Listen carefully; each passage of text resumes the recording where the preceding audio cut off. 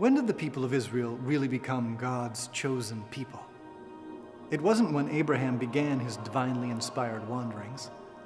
And it wasn't even when Jacob was renamed Israel after wrestling all night with the Lord. And it wasn't when God divided the Red Sea and let the Israelites out of slavery, destroying the entire Egyptian army in one fell swoop. Those were indeed mighty works of the one true God, but they were a preparation.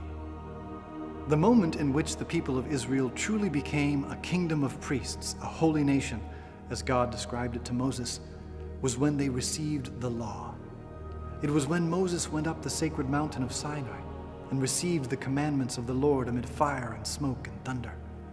And the Bible tells us that that happened in the 3rd month after Israel's flight from Egypt.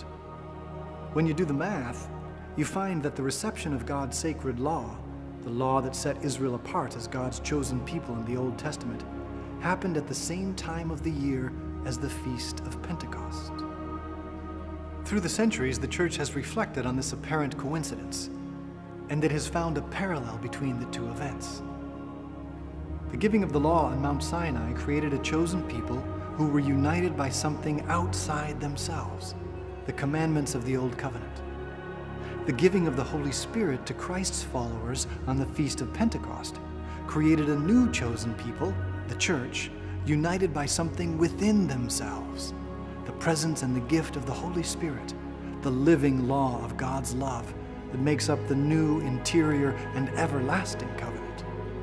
What happened with Moses and the people of Israel at Sinai was a dim shadow of what was going to happen later at Pentecost to Peter and the people of Christ's church.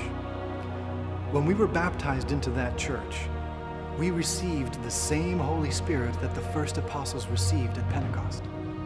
And so the power that the Spirit gave to the first members of the church, the power that has been transforming hearts and redeeming sinners for 2,000 years, is also at work in us.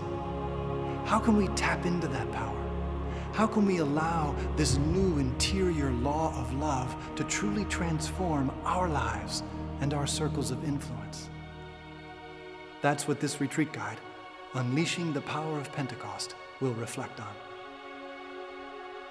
In the first meditation, we will look at the 4 gifts of the Holy Spirit that can renew our minds. In the second meditation, we will look at the 3 gifts of the Holy Spirit that can renew the power of our will and enhance our freedom. And in the conference, we will get practical and reflect on how to cooperate with the inspirations that the Holy Spirit sends us. Before we get started, simply take a few moments just thanking God for this chance to spend some time alone with Him, and ask Him for all the graces that you need to follow Him more closely. And ask especially for the grace to understand a little bit better how to live your life more and more under the powerful guidance of the Holy Spirit.